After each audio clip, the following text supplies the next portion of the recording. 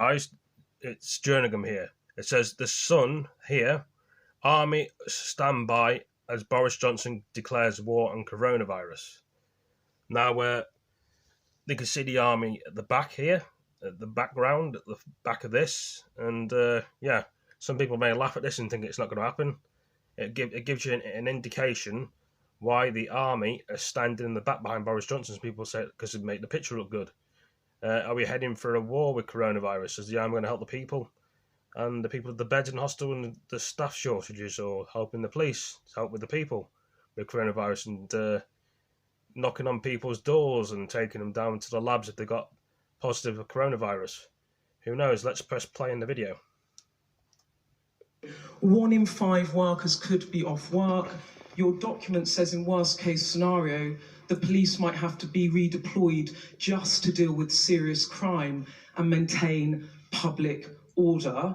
Will you draft in the Army if necessary? And can you promise citizens that in the midst of all this, you can keep them safe? Thank you. Yes, thanks very much, Beth. And let me deal with both those important points on the NHS and the potential pressure on the NHS. I think we have a fantastic health service, and it's well capable of handling the most tremendous pressures, as everybody knows. I think one thing it will be important for us all to do if the virus moves into the kind of stages that our scientific advisors have just been talking about. It will be very important for everybody to think not only what we can do to prevent the spread of the virus individually, but also what we can do to avoid too much pressure on the NHS. So when it comes to using services such as GPs or 111, and it will be quite important to be self-restraining where possible. Because like I say, most people will unquestionably get through it. And on your second point about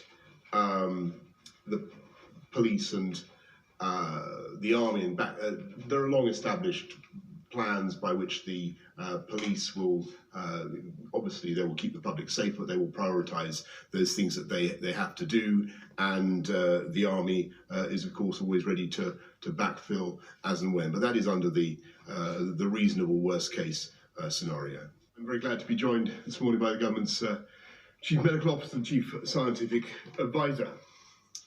Today we've published the Coronavirus Action Plan, setting out how all 4 parts of the UK will take all necessary and reasonable steps to prepare for and tackle this outbreak. And the plan has 4 strands: containing the virus, delaying its spread, researching its origins and cure, and finally, mitigating the impact should the virus become more widespread. That is, contain, delay, research, mitigate. And let me be absolutely clear that for the overwhelming majority of people who contract the virus, this will be a mild disease from which they will speedily and fully recover, as we've already seen. But I fully understand public concern, your concern about the global spread of the virus, and it is highly likely that we will see a growing number of UK cases. And that's why keeping the country safe is the government's overriding priority. And our plan means we're committed to doing everything possible, based on the advice of our world-leading scientific experts, to prepare for all eventualities.